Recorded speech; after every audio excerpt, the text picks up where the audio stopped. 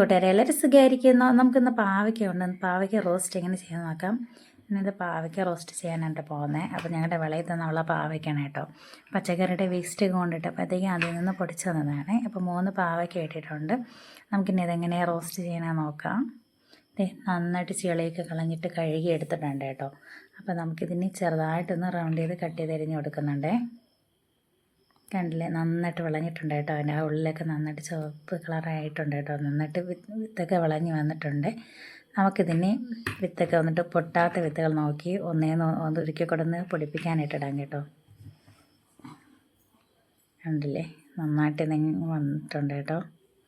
ഇതൊക്കെ ഉണ്ട്, നന്നായിട്ട് പൊട്ടാത്ത വിത്തുകളൊക്കെ നമുക്ക് വീണ്ടും മുളപ്പിക്കാനായിട്ടാണ്. നമുക്കിത് കട്ട് ചെയ്ത് വെച്ചിട്ടുള്ള പാവയ്ക്ക ഒരിക്കൽ കൂടെ ഒന്ന് കഴുകിയെടുക്കാം. നന്നായിട്ടൊന്ന് കഴുകിയെടുക്കുന്നുണ്ട്. കഴുകി വെച്ചതിലേക്ക് നമുക്കതിലേക്ക് മഞ്ഞൾപ്പൊടിയും ഉപ്പും ചേർത്ത് കൊടുക്കാം. 1.25 സ്പൂൺ മുളക് പൊടി കൂടെ ചേർക്കുന്നുണ്ട്.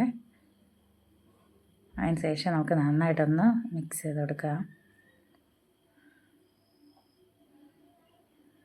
നന്നായിട്ടൊന്ന് വിരകി എടുത്തിട്ടുണ്ട് കേട്ടോ. നമുക്കൊരു ഫ്രൈ പാൻ അടുപ്പിലേക്ക് വെച്ച് ചൂടായി വരുമ്പോൾ അതിലേക്ക് എണ്ണ ഒഴിച്ച് കൊടുക്കാം.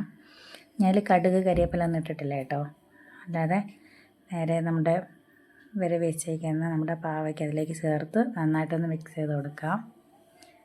പാവയ്ക്കയുടെ കയ്പ്പ് മാറാനായിട്ട് ഞാനിതിലേക്ക് 2 തക്കാളി ഇവിടെ ചേർത്തിട്ടുണ്ട് കേട്ടോ. 2 തക്കാളി ചെറുതായിട്ട് കട്ട് ചെയ്തതിന് ശേഷം ഇതിലേക്ക് ചേർത്ത് കൊടുക്കാം. ഇതൊന്ന് പകുതി വേവായി വരുന്ന സമയത്ത് കട്ട് ചെയ്ത് ചേർത്ത് കൊടുക്കാം കേട്ടോ.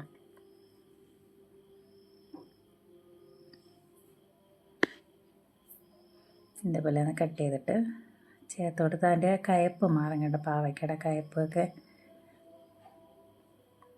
നമുക്ക് നമ്മുടെ തക്കാളി ഇവിടെ ഇട്ടിട്ട് നന്നായിട്ടൊന്ന് മിക്സ് ചെയ്തെടുക്കാം. ഇതിന് വെള്ളമൊന്നും ചേർക്കണ്ട കേട്ടോ. നമുക്ക് ഈ എണ്ണയിൽ തന്നിട്ട് നന്നായിട്ടൊന്ന് വേവിച്ചെടുക്കാം കേട്ടോ. കണ്ടില്ലേ, നന്നായിട്ട് എണ്ണയിൽ കണ്ട് നന്നായിട്ടൊന്ന് വെന്ത് വരുന്നുണ്ട്.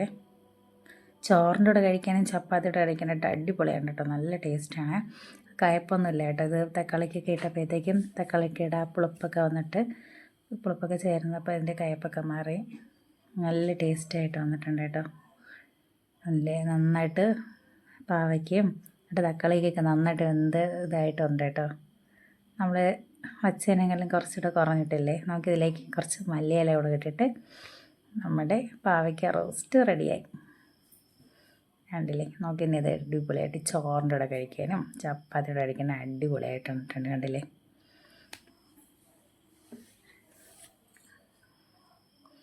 നമ്മുടെ പാവയ്ക്ക റോസ്റ്റ് റെഡി ആയിട്ടുണ്ട്. ഈ വീഡിയോ ഇഷ്ടപ്പെട്ടാൽ ഒന്ന് ഷെയർ ചെയ്ത് ലൈക്ക് ചെയ്ത് സബ്സ്ക്രൈബ് ചെയ്യുക കൂട്ടുകാരെ. നമുക്ക് അടുത്തൊരു വീഡിയോ ആയിട്ട് വീണ്ടും കാണാം. ബൈ.